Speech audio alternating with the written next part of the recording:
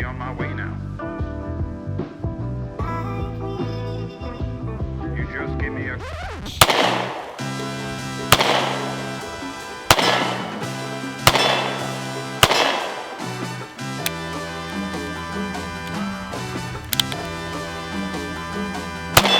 It's good.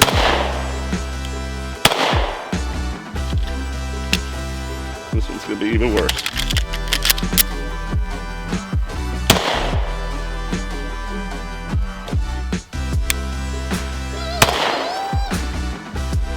Giving my hands cramps, man. It's breaking out my carpal tunnel. Ooh, I see what you're saying. Because your grip. Let me get this teacup grip on here. Okay, I'm low. There we go.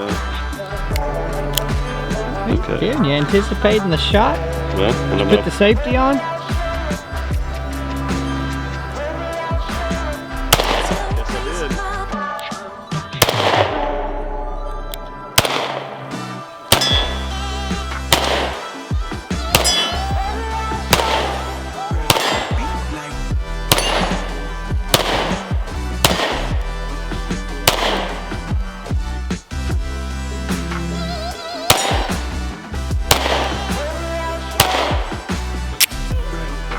Slide release on both sides, so that's pretty nice.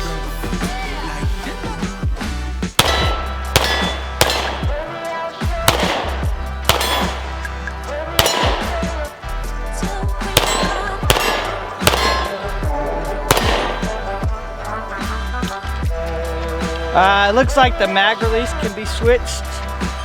So you can set this gun up for complete left-hand shooting.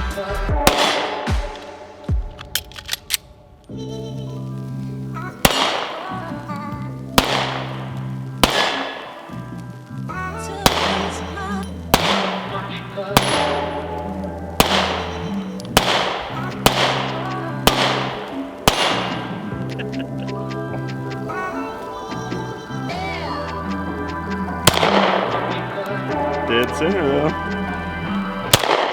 Another one. Another one. Oh, oh. Didn't let the trigger reset. Dang, corner of the road, just right in the middle. And I missed it.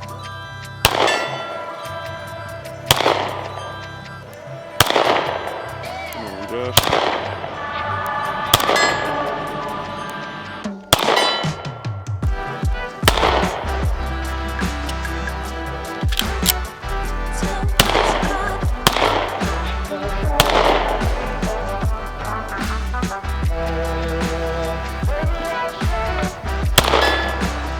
Hate that. Thank you. Well, yeah, something. Every time with my grip, I do something wrong to mess it up. This thing is like a carpal tunnel creator for sure.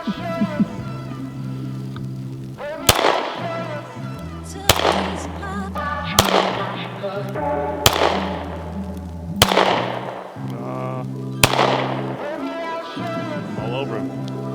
I wasn't trying to hit him, really. I was just trying to cut that target out in the ground. I did a great job. I was all around it. Smith & Wesson CSX. Pretty damn sweet. Definitely no malfunctions yet, besides me user-inducing it. Super tiny, as always. I hate when my pinky don't rest. So with the extended mag, it gives me almost enough. I'm still kind of hanging loose with both hands, but it'll work. But yeah, for a $580, $600 gun, pretty damn accurate, pretty damn small. Definitely smaller than your Glock 48, Glock 43X. So if you want a hammer-fired pocket pistol, might be the one for you. What's going on, guys? We're back from the range, and this time we have the Smith & Wesson CSX. This is the Shield 1911 and single stack hybrid that they just recently came out with, and we were finally able to get our hands on one and put some rounds down range.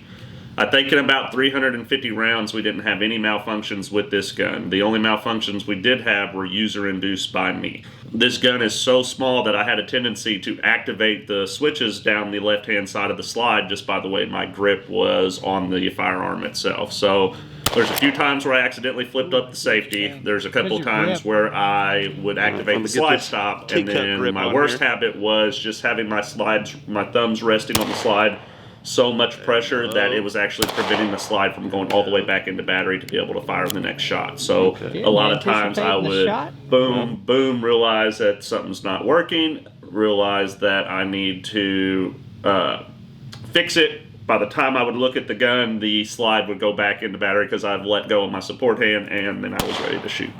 So that is the only issue I had out of this gun, particularly, but it did perform flawlessly other than that.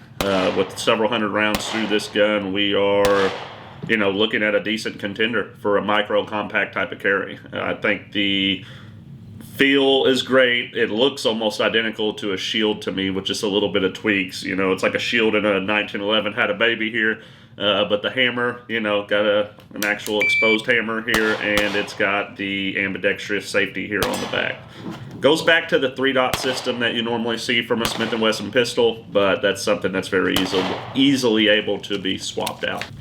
The trigger is okay. It's probably my biggest complaint about this gun. It does have a massive reset, and there is a couple of times that you can see in the video that I thought I reset and I didn't let it go all the way that it should to be able to take that second shot or that follow-up shot. So something you got to kind of watch out for. Hopefully there are some upgrades that come out in the future to make that a little bit better, but that is, something that is just a little bit blocky, a little bit crunchy, or crunchier than what I would prefer having me a carry type of pistol.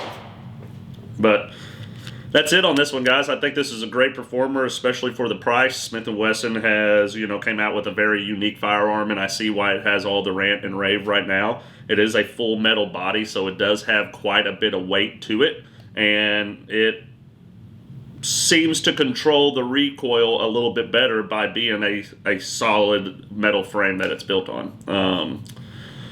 I would definitely get one of these. I'm not getting one right now just because I have a few other things I'm wanting to do, but this is a pretty sweet gun. I think that Smith & Wesson has something here that is definitely a contender for concealed carry, and I think a lot of people are going to end up buying this gun, which they already have, but I think a lot more are. So, guys, what do you think? Let me down below if you guys have a CSX. Have you guys had any issues with one? Have you got any upgrades to these? I'd love to hear your guys' feedback, and we always look forward to seeing what other people have done with these things. So, I appreciate every single one of you. Hit that subscribe button, share it with your friends, guys, and most importantly, stay alert, stay live, and we'll see y'all next time.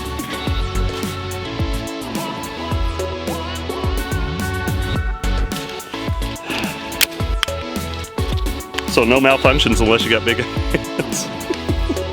Look, like even now that we're unloaded, double check. So safety, right? When I'm shooting, when I naturally first gripped it, I was coming up like that when I shot. Now that I'm holding it, my thumb holding it down is preventing the slide from going all the way forward. So guess I am gonna have to do the teacup grip and probably like this, like you see some people do. Limp wrist it? Limp wrist it. Hey, I'm at least up in there, okay? Pew pew. All right, you guys can load it up.